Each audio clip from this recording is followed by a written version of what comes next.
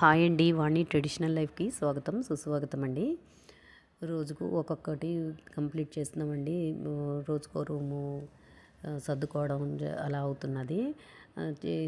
Next ఏంటంటే నేను అక్కడ ఈ అవుట్డోర్ యూనిట్ ఏసీది క్లీన్ చేయించలేదండి, అవ్వలేదు. అంటే అది హైట్లో ఉండిపోవడం వల్ల దింపడానికి ఆ రోజు ఎవరు చేయడం వల్ల క్లీనింగ్ అవ్వలేదు. ఇక్కడికి వచ్చిన తర్వాత మా యూటిలిటీలోని అవుట్డోర్ యూనిట్ అంతాను పైపింగ్ చేయించేసి వాటరింగ్ చేయించి క్లీన్ చేయిస్తున్నానండి. ఈ టీము వచ్చారండి. 1500 ఛార్జ్ తీసుకున్నారు.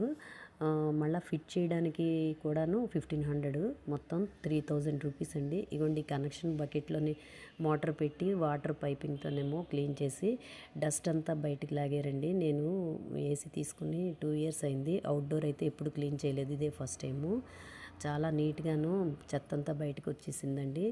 ఇప్పుడేమో ఫ్రెష్గాను మనం కొత్తగా షోరూంలో కొన్నట్టుగానే అయ్యిందండి. 3000 అయితే ఛార్జ్ అయ్యింది మొత్తము ఏసీకి అవుట్డోర్కినండి.